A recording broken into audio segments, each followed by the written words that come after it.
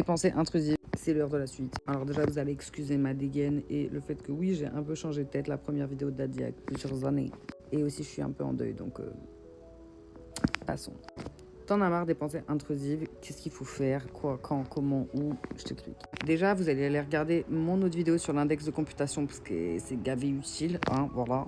Ensuite, une fois que tu as capté le mécanisme qui est là, il faut que tu comprennes que pour réussir à se libérer, entre guillemets, des sortes d'addictions de pensée, ce qu'il faut faire, c'est pas si compliqué que ça, bien au contraire. La première étape, ça va être d'interrompre ce chemin de pensée-là. Donc il y a plusieurs techniques, le 4-3-2 que je vous explique tout le temps.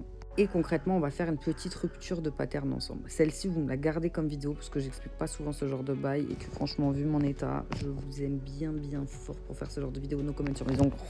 Tu vas prendre un objet, ça peut être un crayon, j'ai une cuillère, on va faire avec une cuillère.